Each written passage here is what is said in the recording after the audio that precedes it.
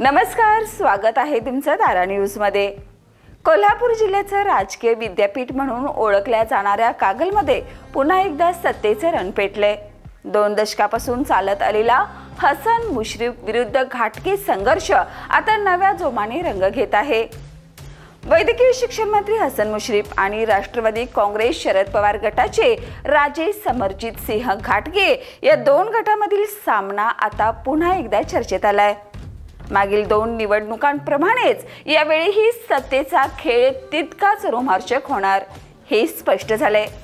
यावेळी नगराध्यक्षपद सर्वसाधारण महिलांसाठी राखीव झाल्याने दोन्ही गटांनी आपल्या राजकीय राण्या तयार केल्यात। मुश्रीफ गटात संगीता पाटील, सविता माने यासारख्या 4-5 ताकदवान महिलांची चर्चा असून घाटके गटाने तब्बल 150हून अधिक इच्छुकांची यादी तयार करून खेळी सावधपणे सुरू केली आहे। कोणाचा पत्ता शेवटच्या क्षणी उघड होणार याकडे आता सर्वांचंच लक्ष लागलंय। दरम्यान माजी खासदार संजय मंडलिक यांच्या भूमिकेकडे संपूर्ण तालुक्याचं लक्ष लागलंय।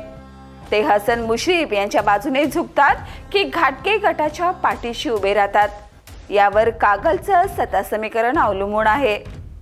गेल्या निवडणुकीत मुश्रीफ आणि घाटके गटाने प्रत्येकी 9 जागा जिंकत बरोबरी साधली होती। मात्र मंडलिक गटाने 2 नगरसेवकांच्या पाठिंब्यामुळे मुश्रीफ गटाने सत्ता राखली। फक्त 300 मताच्या फरकाने नगराध्यक्षपद हसन मुश्रीफ यांच्या गटाच्या झोळीत गेलं होतं। यावेळी मात्र चित्र बदललेलं आहे। काँग्रेस सैलावली आहे। महाविकास आघाडीचे प्रयत्न सुरू असले तरी घाटके स्वबळावर लढण्याच्या भूमिकेत ठाम आहेत।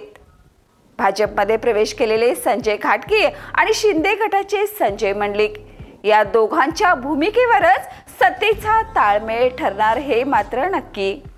या आणि अशाच ताज्या अपडेटसाठी पाहत राहा तारा न्यूज।